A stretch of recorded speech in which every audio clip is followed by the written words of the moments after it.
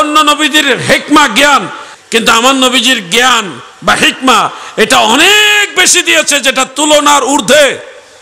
দুনিয়াতে যখন নবীজি এসেছেন, আল্লাহর হাবিব শুভাগমন করেছেন নবুয়ত নিয়ে, হিকমা নিয়ে, প্রজ্ঞা বিশেষ জ্ঞান নিয়ে দুনিয়াতে এসেছেন।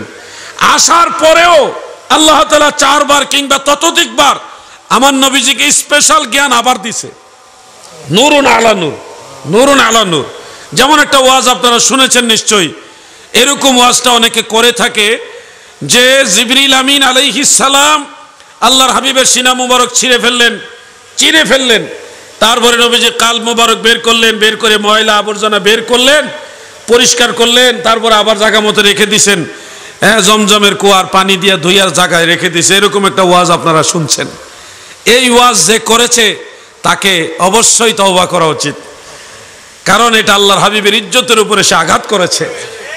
তানকিসে শানে রিসালত, খবরদার, সব জায়গায় পাগলামি চলে, মদিনাওয়ালার ব্যাপারে পাগলামি চলবে না।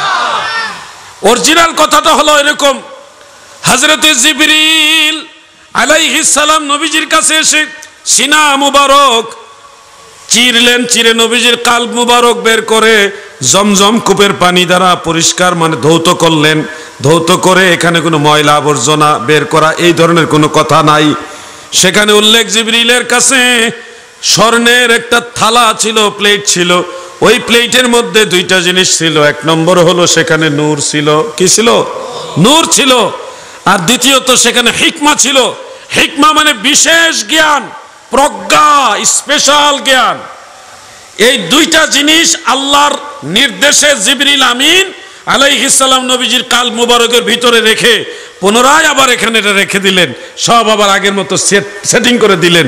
এটাকে কোরআনে বলা হয়েছে আলাম নাশরাহ লাকা সাদরাক। হাবিব, আমি কি আপনার সিনা মুবারককে প্রশস্ত করিনি? এই প্রশস্ততা মানে এমনি বাড়ায় দেওয়া নয়, জ্ঞানের পরিধি বাড়ায় দিয়েছেন নূরুন আলা নূর হিসেবে। অর্থাৎ আমার নবীজির হিকমা, নূর সবই আগের চেয়ে আরো বেশি বাড়িয়ে দিয়েছেন। সুবহানাল্লাহ বলেন। প্রিয় ভাই আমার, এই জ্ঞান, যেমন ধরেন আমি একটা তুলনা দেওয়ার জন্য বলছি, হযরত দাউদ আলাইহিস সালামের নাম আপনারা শুনেছেন। দাউদ আলাইহিস সালামের মাজার হলো ফিলিস্তিন, আমি জিয়ারত করে আসছি। ওনার মাজার শরীফের যে ঘর, ওই ঘরের মধ্যে ইহুদিদের মাদ্রাসা। মাদ্রাসা শব্দটা আমি বুঝাইবার জন্য বলছি, ওই ক্ষেত্রে মাদ্রাসা শব্দ যায় না। ইহুদিদের তাদের ধর্মীয় গ্রন্থ ওই ঘরের মধ্যে পড়ে। আমরা যেমন হাফিজি মাদ্রাসায় কোরআন পড়ি, ওইখানে তারা এই পড়তেছে, মাথা ঝুঁকাইতেছে আর পড়তেছে, তাদের এইভাবে মাথা ঝুঁকানি। এবং মাজার শরীফের উপরে তারা কিতাব রেখে পড়তেছে, তাদের কিতাব রেখে। আমরা যাওয়ার পরে তারা সাইড দেয় না, কারণ হলো চিন্তা করছে মুসলমান সাইড দিব না। তা আমি তো জানি মুসলমান শুইলে তারা নাপাক হয়ে যায়, এই কারণে সাইড দেয় না দেখে আমি ইচ্ছা করে তার কাছে গেছি যে আমার লাগলেই তো তার শরীর নাপাক হয়ে যাবে। কি জাতের ধর্ম, লাগলে বলে নাপাক হয়ে যায়, চিন্তা করেন অবস্থা। তা আমি গেছি, আমার জায়গা দিতি না, দেখ কেমনে জায়গা বাইর করি, আস্তে করে চাপছি, মানে লাগাই দিমু, শরীর লাগাই দিমু বাপ। তাদের কানের এখানে একটা জুলফি আছে, চুলের ইয়া, এটা ধরলে তার গোসল করা লাগে। যদি কোনো মুসলমান এই জুলফির মধ্যে, চুলের মধ্যে ধরে, তাহলে তাকে গোসল করতে হবে। আমি তার ওই জুলফি বরাবর আগাইছি, শরীর প্লাস জুলফি বরাবর আগাইছি। পরে হ্যাঁ কিতাব শুদ্ধ লইয়া সরে গেছে, সরার পরে আমি আলহামদুলিল্লাহ আমি জায়গা পেয়ে গেছি। দাউদ আলাইহিস সালামের মাজার মন খুলে জিয়ারত করলাম। দাউদ আলাইহিস সালামের কাছে 2টা বিচারের কথা বলছি, 3টা বিচার আছে, 2টা বলি। প্রজ্ঞা জিনিসটা কি? একজন মহিলা, 2জন মহিলা গেলেন, মহিলাদের মামলা ছিল বাচ্চা সংক্রান্ত একটা মামলা। 2জন মহিলারই 2টা বাচ্চা সন্তান হয়েছে, ছেলে সন্তান হয়েছে।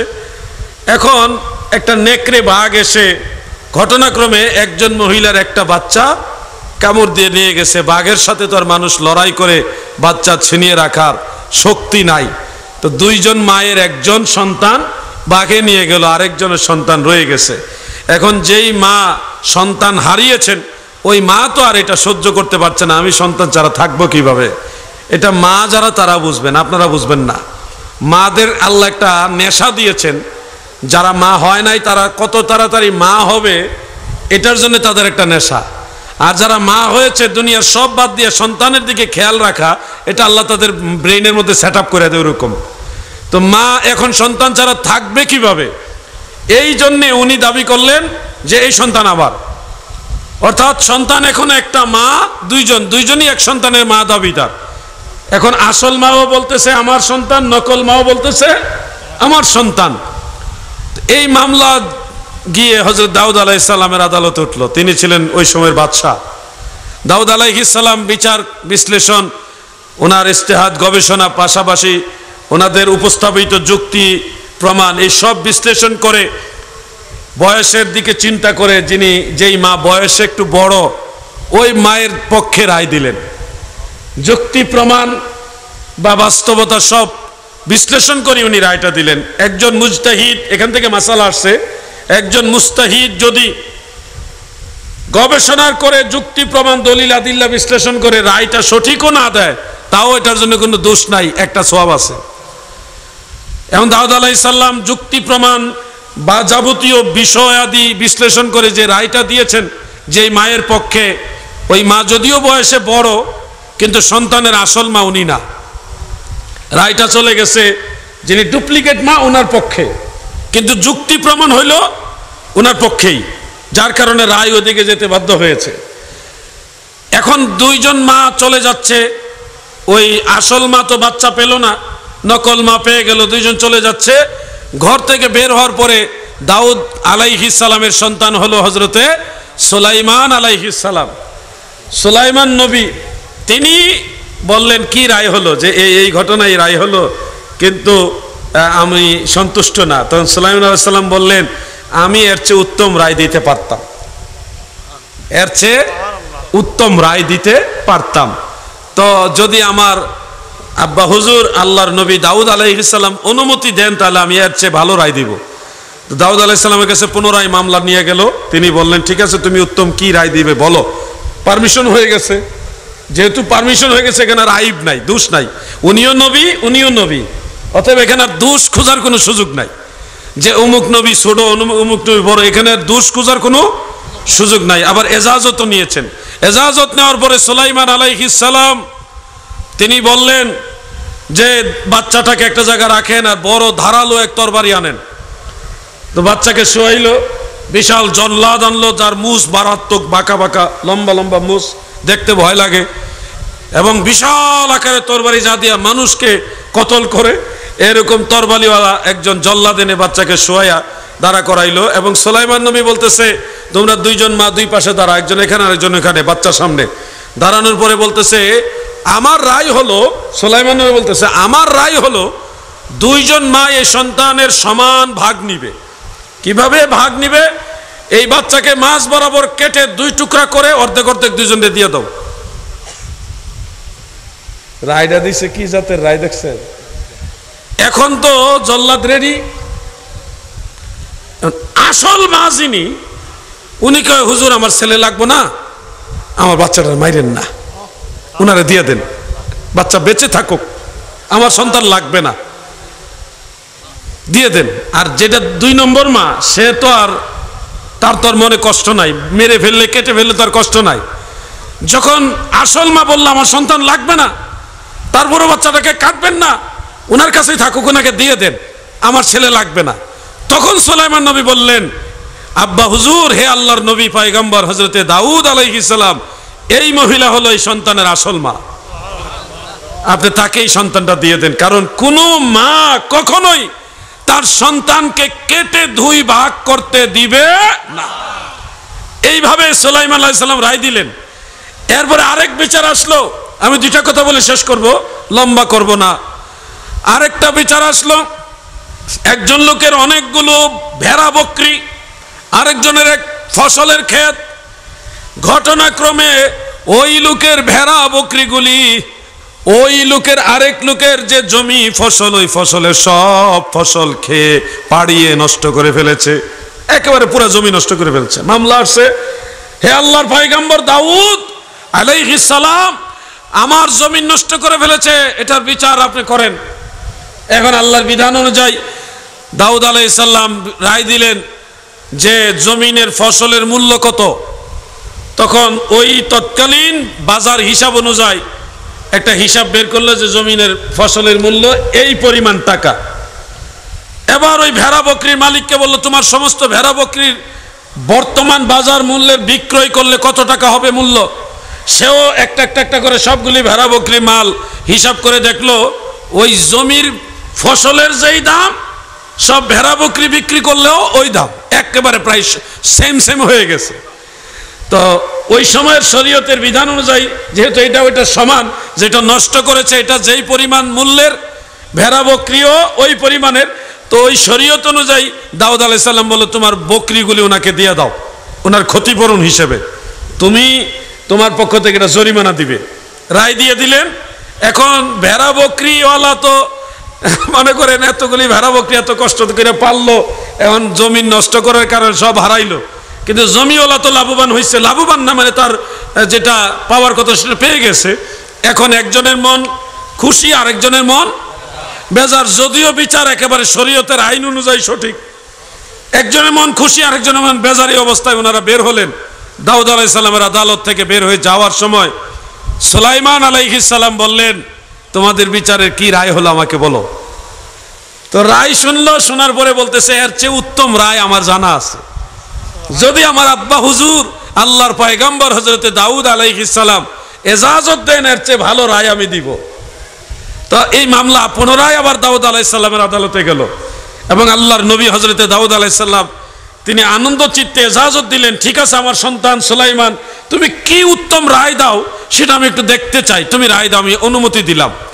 এখন সুলাইমান নবী বলে এটা রায় হলো ভেড়া বকরি এটা তো দেওয়া হলো জমির যে মালিক তাকে, সে ওই সমপরিমাণ সময় এই ভেড়া বকরি লালন পালন করবে এবং তার দুধ তার থেকে যে সুযোগ সুবিধা নেওয়ার এটা নিবে।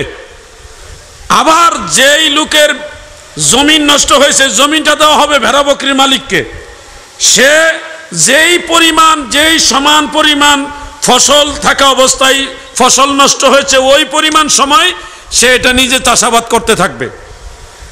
অর্থাৎ যেইটুকু ফসল থাকা অবস্থায় নষ্ট করছে ওইটুকু পরিমাণ যাওয়ার পরে ভেড়া বকরিওয়ালা তার ভেড়া বকরি নিয়ে যাবে, তার সম্পদ সে পেয়ে যাবে, সে ক্ষতিগ্রস্ত হবে না। আর জমির মালিক যার ফসল নষ্ট হয়েছে সে ওই কিছুদিন ভেড়া বকরির দুধ দোহন এগুলি থেকে উপকৃত হবে, সেও চলতে পারবে ভালো মতো, এবং পরে সে যেই পরিমাণ ফসল নষ্ট হয়েছে ঠিক ওই সময় পার হওয়ার পরে ওই সমপরিমাণ ফসলও সে ফেরত পাচ্ছে। অতএব কেউ আর ক্ষতিগ্রস্ত হচ্ছে না। ভেড়া বকরির মালিক ভেড়া বকরি ফেরত পাচ্ছে এবং বাচ্চা কাচ্চা জন্ম যেগুলি সেগুলি সহ পাইতেছে, ওনারও উপকার আসতেছে, কষ্ট করে লালন পালন করা লাগতেছে না, জমির মালিকে লালন পালন করে দিছে।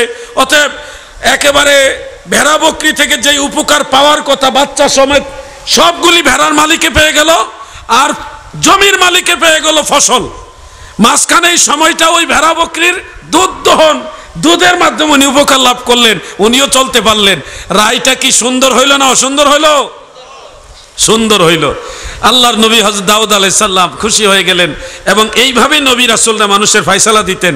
আমাদের নবীর জামানায়ও একটা ঘটনা ঘটছে। সেই ঘটনাটা ছিল এরকম, কাবা ঘরে হাজরে আসওয়াদ পাথরকে প্রতিস্থাপন করবে। আরবের কুরাইশ বংশের কয়েকটা গ্রুপ হয়ে গেছে, বিশেষ করে 4টা গ্রুপ হয়েছে। প্রত্যেক গ্রুপ বলতেছে আমরা বেশি হকদার কাবা ঘরে হাজরে আসওয়াদ পাথর প্রতিস্থাপন করার ব্যাপারে। A group, B group, C group, D group, 4 group হয়েছে। 4 গ্রুপের দাবি আমরা হাজরে আসওয়াদ কাবা ঘরে প্রতিস্থাপন করব।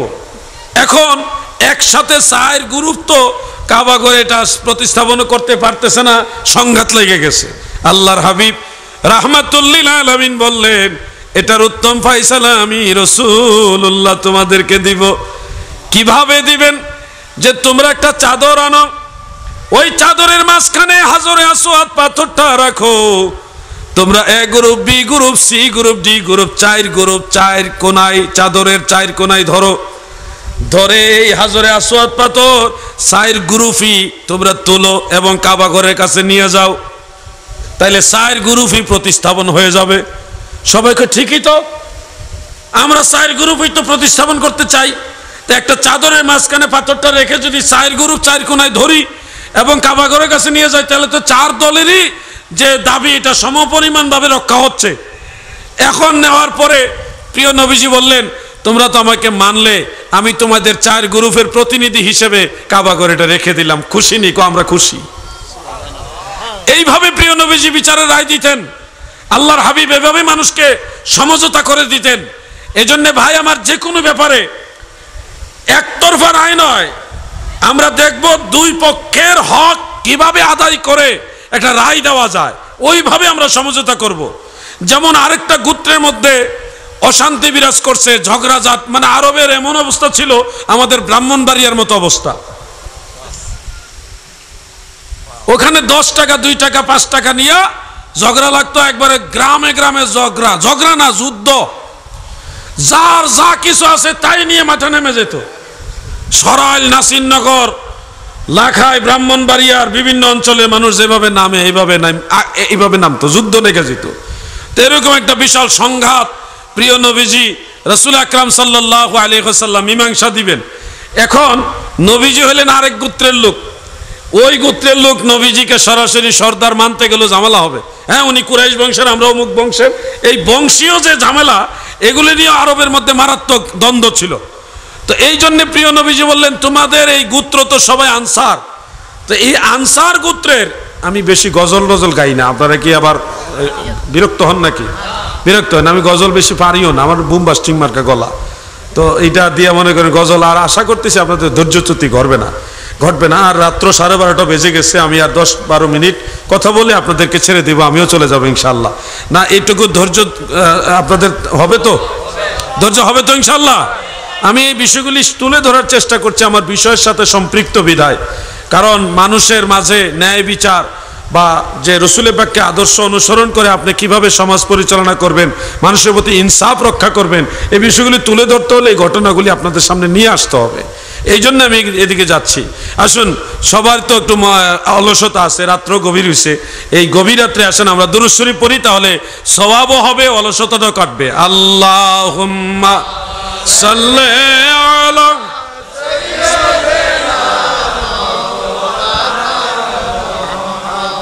ওয়া আলা আলি সাইয়্যিদিনা।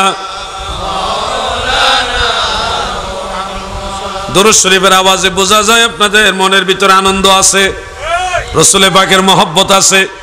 বলা লাগে নাই, জোরে পড়েন, বলা লাগে নাই, এমনিতেই পড়ছেন।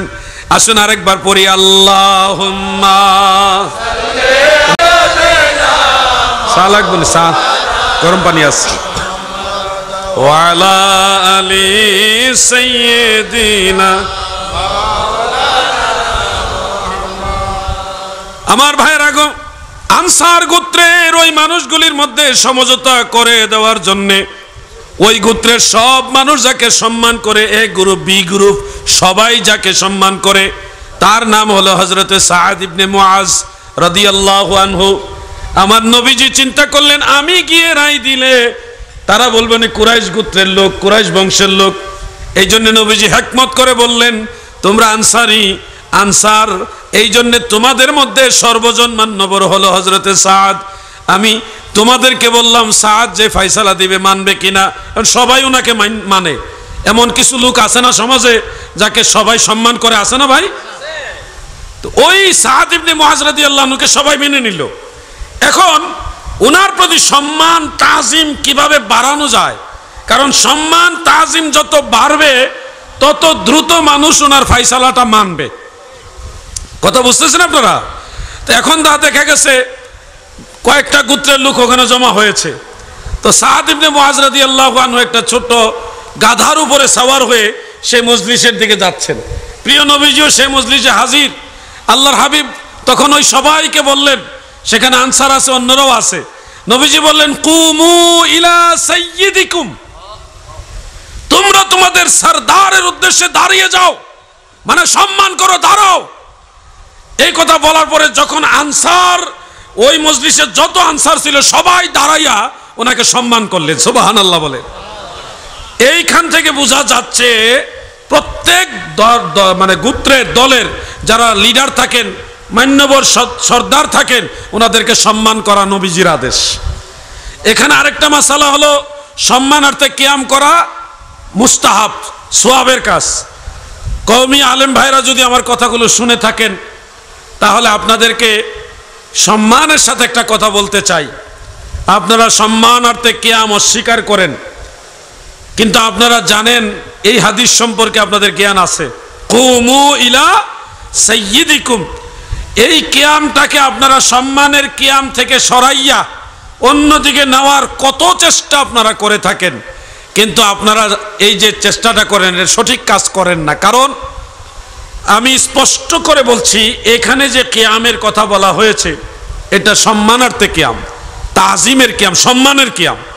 কে বলেছে সম্মানের কিয়াম? ইমাম বাইহাকি বলেছেন, উনি হাফিজুল হাদিস, শুআবুল ঈমানের মধ্যে উল্লেখ রয়েছে।